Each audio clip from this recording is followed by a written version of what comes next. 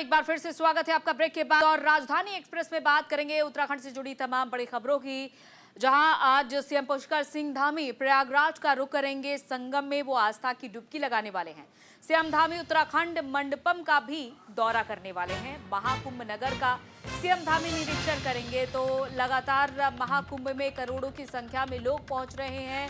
मुख्यमंत्री भी पहुंच रहे हैं अलग अलग राज्यों से, और सीएम पुष्कर सिंह धामी भी प्रयागराज जाएंगे, जहां उत्तराखंड के मुख्यमंत्री पुष्कर सिंह धामी आस्था की डुबकी लगाने के लिए पहुंचेंगे। और तमाम जितने भी कार्यक्रम हैं उनके प्रयागराज में पहले से ही प्रस्तावित, वहां पर वो शामिल होंगे। इस दौरान महाकुंभ क्षेत्र में सीएम उत्तराखंड मंडपम का भी दौरा करेंगे, साथ ही महाकुंभ नगर का निरीक्षण भी करेंगे। इसके अलावा वो संगम में भी डुबकी लगा सकते हैं।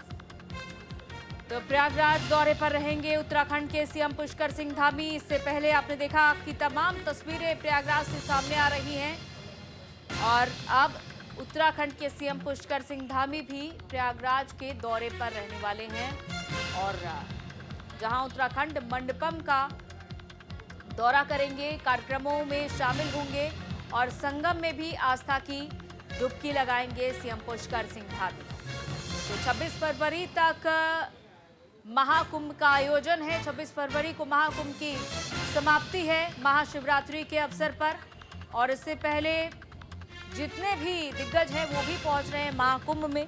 और आज सीएम पुष्कर सिंह धामी का भी प्रयागराज पहुंचने का कार्यक्रम प्रस्तावित है, और जिसमें तमाम जो कार्यक्रम हैं वहां पर भी पहुंचेंगे। उत्तराखंड मंडपम का भी सीएम पुष्कर सिंह धामी दौरा करेंगे, और इसके अलावा संगम में भी आस्था की डुबकी लगाएंगे, और महाकुंभ नगर का निरीक्षण भी करेंगे।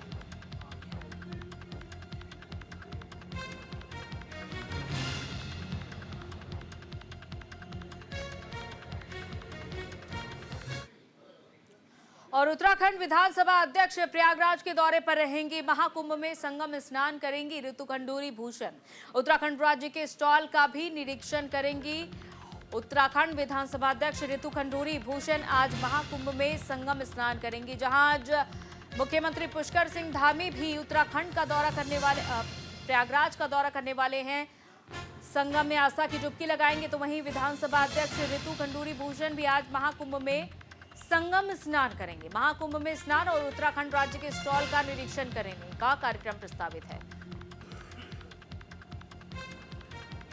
महाकुंभ से एक तस्वीर हम आप तक पहुंचा रहे हैं, और अब बारी है उत्तराखंड के मुख्यमंत्री और उत्तराखंड विधानसभा अध्यक्ष ऋतु खंडूरी के दौरे की। उत्तराखंड के मुख्यमंत्री पुष्कर सिंह धामी के साथ साथ उत्तराखंड विधानसभा अध्यक्ष ऋतु खंडूरी भी प्रयागराज का दौरा करेंगे और संगम में स्नान करेंगे।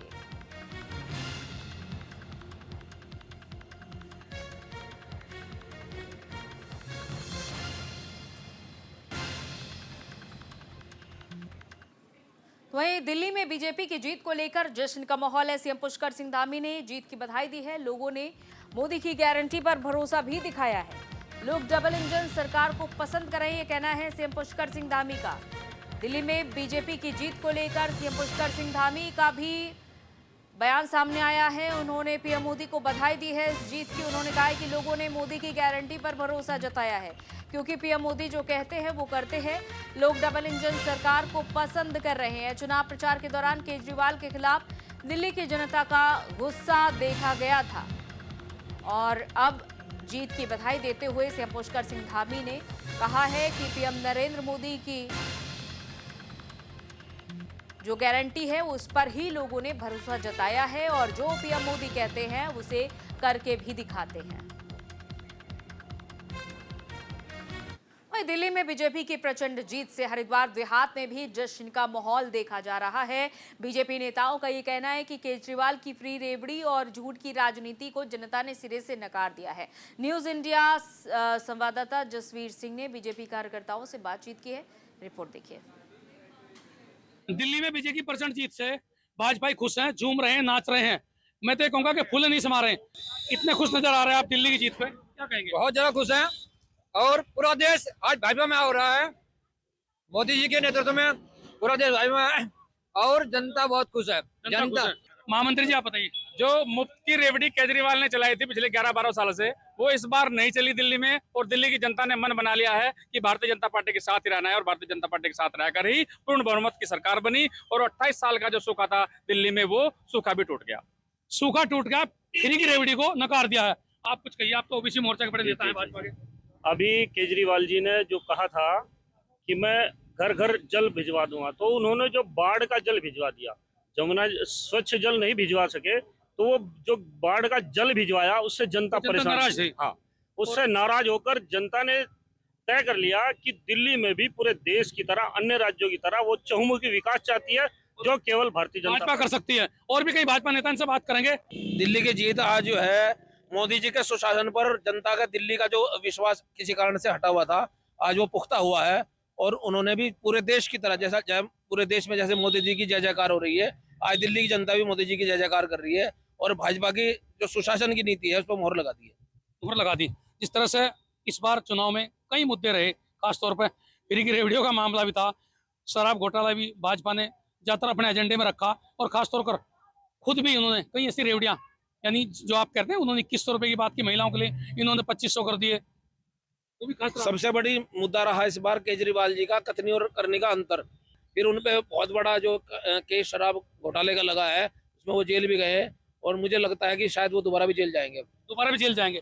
ये कह रहे हैं कि केजरीवाल की कथनी करने के अंतर को लोगों ने पहचान लिया और भाजपा को जिताया है। ये तो और भी कई दावे कर रहे हैं, लेकिन देखने वाली बात है कि भाजपा अब दिल्ली में सत्तासीन होने के बाद क्या कुल खिलाती है। Jasvir Singh, news India Laksar. और दिल्ली में बीजेपी की जीत पर सीएम पुष्कर सिंह धामी ने क्या कुछ कहा है, सुनिए। क्योंकि डबल इंजन की सरकारें लगातार विकास कर रही हैं, लगातार वहाँ के हर प्रकार से सर्वांगीण विकास के लिए काम कर रही हैं, चाहे हरियाणा हो, महाराष्ट्र हो, अब दिल्ली हो, देश के अन्य राज्यों, जहाँ भी चुनाव हो रहे हैं। और पिछले 10 सालों से केजरीवाल और उनकी सरकार के खिलाफ जो दिल्ली के लोगों का गुस्सा था, वो मैंने स्वयं दिल्ली के चुनाव प्रचार में देखा था। परिवर्तन की लहर साफ थी, और अब मोदी जी के नेतृत्व में दिल्ली तेजी से विकास की ओर, गति की ओर आगे बढ़ेगा। दिल्ली का चहुमुखी विकास होगा। हर तरीके से जो देश की हमारी राजधानी है वो प्रतिष्ठित होगी। जिन जिन में न्यूनता रही है वहाँ सभी पर विस्तार होगा। मैं आदरणीय प्रधानमंत्री जी का बहुत अभिनंदन करता हूँ कि उनके नेतृत्व में दिल्ली की जनता ने भारतीय जनता पार्टी की वहाँ ऐतिहासिक रूप से जीत करवाकर सरकार बनाई है। वहीं दिल्ली में बीजेपी की प्रचंड जीत का जश्न देश भर में मनाया गया। उत्तराखंड के रुड़की में भी बीजेपी कार्यालय और चंद्रशेखर चौक पर आतिशबाजी कर खुशियां मनाई गई। इस मौके पर बीजेपी कार्यकर्ता एक दूसरे को मिठाई खिलाते हुए नजर आए। इस दौरान बीजेपी कार्यकर्ताओं ने केजरीवाल पर झूठ की राजनीति करने का आरोप लगाया। साथ ही बीजेपी की जीत का श्रेय दिल्ली वासियों को भी दिया। दिल्ली की जनता को मैं धन्यवाद देना चाहूँगा, जिन्होंने झूठ को हराया और सच को जिताने का काम किया। माननीय मोदी जी जो गारंटी है उस पर मोहर लगाकर भारतीय जनता पार्टी का परचम आज 27 साल के बाद ऐसा किया, तो मैं बहुत बहुत बधाई देना चाहूँगा। आप देख रहे होंगे आज पूरे भारत में खुशी है, क्योंकि एक झूठ ने दिल्ली को नरक बना रखा था। भारतीय जनता पार्टी उसको संवारेगी। दिल्ली में झूठ की हार और सच्चाई की जीत। जो नोटंकी करके बार बार आना चाह रहे थे, वो सबके सामने आ गया, और सबको पता है कि जो काम करने वाला होता है उसी की विजय होती है। बाकी झूठ का सहारा बार बार नहीं लिया जा सकता। झूठ था तभी तो हारे ना वो, अगर सच होता तो हारते नहीं ना, वो हमेशा सच्चाई। और एक तरफ जहां सीएम पुष्कर सिंह धामी प्रयागराज के दौरे पर रहेंगे, तो वहीं उत्तर प्रदेश के मुख्यमंत्री योगी आदित्यनाथ उत्तराखंड दौरे पर हैं। अपने पैतृक गांव पंचूर में पहुंचे हैं सीएम योगी आदित्यनाथ। अपनी नातिन को दुलारते दिखे सीएम योगी आदित्यनाथ भतीजी के शादी समारोह में वो शामिल हुए। यूपी के मुख्यमंत्री योगी आदित्यनाथ आज अपने पैतृक गांव पंचूर में अपनी नातिन अविका को दुलार करते हुए दिखाई दे रहे हैं, और उनकी नातिन भी उनके साथ खूब घुलती मिलती हुई दिखाई दे रही है। तस्वीरें उनके गांव से, जहां पर सीएम योगी आदित्यनाथ पहुंचे हुए हैं उत्तराखंड के दौरे पर। अपने परिजनों के बीच इस वक्त सीएम योगी आदित्यनाथ मौजूद हैं अपनी भतीजी के शादी समारोह में शामिल होने के लिए। और उत्तराखंड विधानसभा बजट सत्र की घोषणा हो चुकी है। 18 फरवरी से बजट सत्र की शुरुआत होगी। बजट सत्र को लेकर अधिसूचना जारी हो चुकी है। तो उत्तराखंड की 5वीं विधानसभा का इस साल का पहला सत्र 18 फरवरी से देहरादून में होगा। राज्यपाल की स्वीकृति के बाद विधानसभा ने इस संबंध में अधिसूचना भी जारी कर दी है और इस सत्र में प्रदेश सरकार वित्तीय वर्ष 2025-26 के लिए बजट पेश करेगी। बजट का आकार 1 लाख करोड़ रुपए से ज्यादा रहने की संभावना है। तो उत्तराखंड विधानसभा बजट सत्र की घोषणा हो चुकी है। 18 फरवरी से बजट सत्र की शुरुआत हो जाएगी और क्या कुछ खास रहने वाला उत्तराखंड वासियों के लिए इस बजट में, इसकी आस लगाए हुए है उत्तराखंड की जनता। बजट सत्र को लेकर अधिसूचना फिलहाल जारी कर दी गई है, जहां 18 फरवरी को बजट सत्र की शुरुआत हो जाएगी। हर सरकार का बजट जो है वो विकासोन्मुख होता है और हमारी सरकार का भी बजट जो है वो मातृ शक्ति को समर्पित होता है, युवाओं को समर्पित होता है, हमारे वरिष्ठजनों को समर्पित होता है और हमारे किसानों को समर्पित होता है, हर वंचित वर्ग को समर्पित होता है। अर्थव्यवस्था किस प्रकार से मजबूत हो उसको लेकर बजट में व्यवस्था होती है और हमारे गरीबों को किस प्रकार से उनके लिए कल्याणकारी योजनाओं के लिए किस प्रकार का आर्थिक प्रबंधन हो उसकी व्यवस्था होती है। तो बजट पूरी तरीके से हर वर्ग को छूता हुआ समावेशी बजट आप हम सब लोग देखेंगे और निश्चित रूप से ये बजट जो है सरकार के 2025-26 का जो हमारा मैनिफेस्टो है उसको रिफ्लेक्ट करता हुआ ये बजट आप हम सब देखेंगे और मैं समझती हूँ कि ऐतिहासिक बजट होगा। हम एक दौर यूसीसी के उससे भी एक ऐतिहासिक निर्णय के साथ में हम लोग गुजरे हैं। और उत्तराखंड में बजट सत्र की तारीखों का ऐलान हुआ है। 18 फरवरी से बजट सत्र की शुरुआत होनी है। बजट सत्र से पहले दिन, बजट सत्र के एक दिन पहले राज्यपाल का अभिभाषण होगा। 19 फरवरी को धन्यवाद प्रस्ताव पर चर्चा होगी। 21 फरवरी को बजट पर चर्चा होगी। 22 और 23 फरवरी को अवकाश रहेगा। 24 फरवरी को बजट पारित किया जाएगा और राज्य में बजट सत्र काफी गहमा गहमी भरा हो सकता है। बजट सत्र में कई विधेयक भी पेश किए जाएंगे।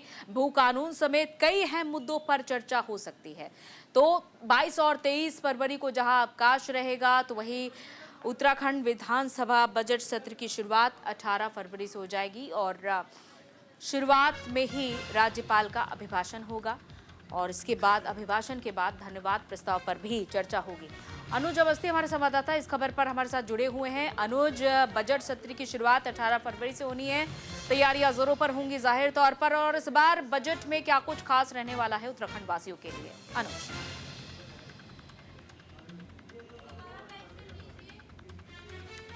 तो जानेंगे कि आखिर उत्तराखंड में क्या कुछ बजट सत्र को लेकर खास रहने वाला है। हालांकि इस बार फिर से बजट सत्र के हंगामेदार रहने की आशंकाएं हैं और तैयारियां भी हालांकि पूरी हो चुकी हैं लगभग, लेकिन उत्तराखंड वासियों के लिए इस बजट में क्या अहम घोषणाएं होंगी, इस पर निगाहें टिकी हुई हैं। खास तौर पर पर्यटन क्षेत्र जिस पर हमेशा उत्तराखंड सरकार का फोकस रहता है, उस क्षेत्र में क्या कुछ कार्य होते हैं, विकास की दिशा में क्या कुछ कार्य होते हैं और सड़क परिवहन जिस पर भी फोकस रहने की संभावना है इस बार बजट सत्र में। तो उत्तराखंड सरकार इन विभिन्न विभागों पर फोकस कर सकती है।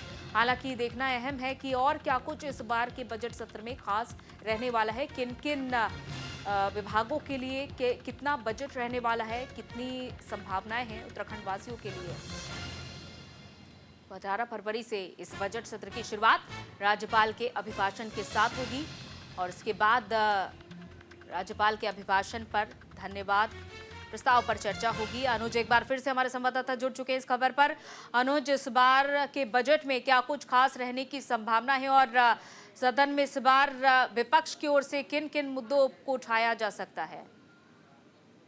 बिल्कुल, विधानसभा का बजट 18 फरवरी से प्रारंभ हो रहा है और बजट सत्र में करीब जो सरकार है वो 20 फरवरी को बजट सत्र 2025-26 का जो बजट है वो प्रस्तुत करेगी। बजट का अगर हम बात करें आकार की तो करीब 1 लाख करोड़ रुपए से अधिक के बजट रहने की संभावना है। विधानसभा सचिवालय ने बजट सत्र की अधिसूचना भी जारी कर दी है।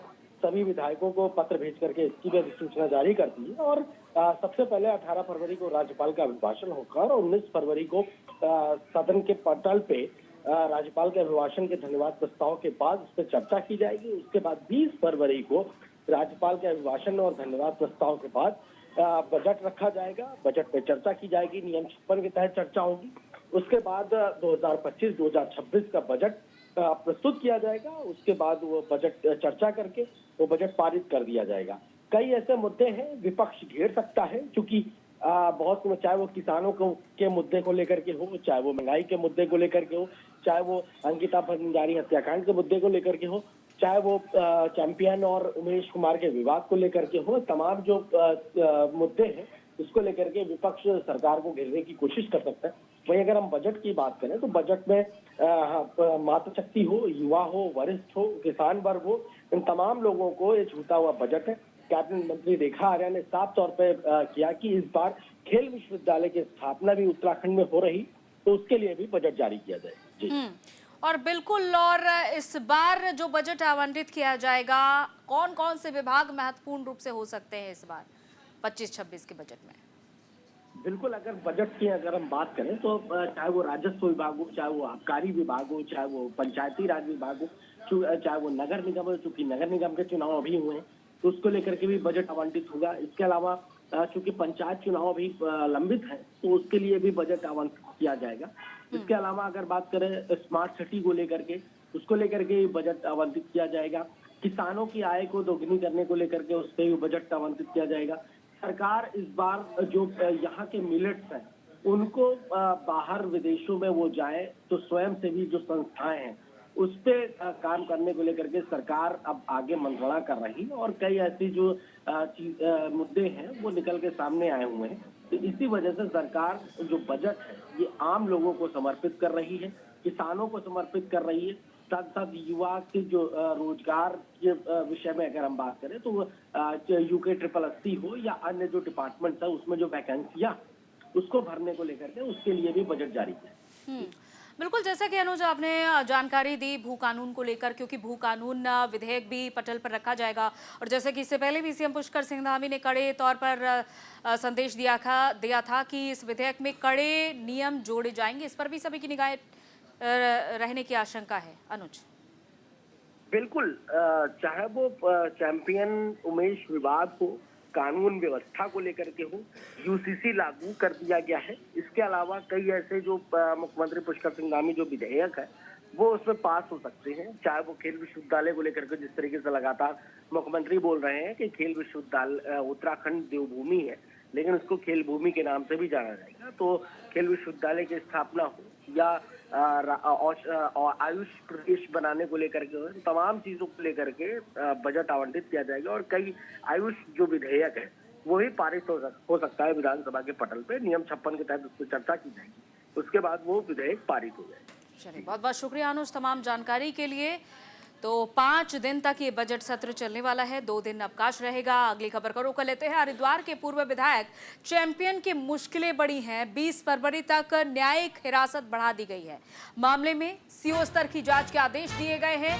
पूर्व विधायक चैंपियन की मुश्किलें बढ़ चुकी हैं तो राजपत्रित अधिकारी को जांच सौंपी जाएगी। SSP ने जांच ट्रांसफर करने की भी तैयारी कर ली है। हरिद्वार के पूर्व विधायक कुंवर प्रणब सिंह चैंपियन के खिलाफ दर्ज मामले में CJM कोर्ट से रिमांड नामंजूर होने के बाद अब जांच राजपत्रित अधिकारी से कराई जाएगी।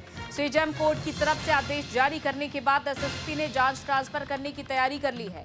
कोर्ट से आदेश की कॉपी कल शाम तक पुलिस को नहीं मिली थी। 26 जनवरी को खानपुर के पूर्व विधायक कुंवर प्रणब सिंह चैंपियन ने रुड़की में विधायक उमेश कुमार के कार्यालय पर पहुंचकर फायरिंग कर दी थी और रुड़की पुलिस ने चैंपियन सहित 5 लोगों को गिरफ्तार किया था। कोर्ट ने न्यायिक हिरासत में भेज दिया है। तो अभी यहां पर कुंवर प्रणब सिंह चैंपियन की मुश्किलें कम नहीं हुई हैं, न्यायिक हिरासत बढ़ा दी गई है। अगली खबर, हरिद्वार में 38वें राष्ट्रीय खेलों का 13वां दिन है। SSP के निर्देश पर सत्यापन अभियान जारी किया गया और अभियान के तहत सुरक्षा व्यवस्था चाक चौबंद कर दी गई है। ग्रामीण इलाकों तक ये अभियान चलाया जा रहा है। संदिग्ध गतिविधि की सूचना पर कार्रवाई होगी। हरिद्वार में 38वें राष्ट्रीय खेलों का आज 13वां दिन है। SSP प्रमेंद्र सिंह डोभाल के निर्देश पर हरिद्वार में राष्ट्रीय खेलों के मद्देनजर सुरक्षा व्यवस्था को चाक चौबंद करने के पुलिस ने सत्यापन अभियान तेज कर दिया है और अब अभियान के तहत पुलिस टीमों ने गली मोहल्लों में पहुंचकर संदिग्ध व्यक्तियों के दस्तावेजों की जांच की है और कई लोगों से पूछताछ भी की है। इस अभियान के तहत होटल, धर्मशालाओं और किराए के मकानों में रहने वालों का विशेष रूप से सत्यापन किया जा रहा है। पुलिस का कहना है कि सुरक्षा को ध्यान में रखते हुए किसी भी संदिग्ध व्यक्ति को बगैर दस्तावेज के रुकने नहीं दिया जाएगा। वहीं लक्सर में महिला से दुष्कर्म, नशीला पदार्थ खिलाकर रेप की घटना को अंजाम दिया गया है। आरोपी ने महिला का वीडियो भी बनाया और इस अश्लील वीडियो के सामने आने के बाद शिकायत के बाद आरोपी गिरफ्तार कर लिया गया है।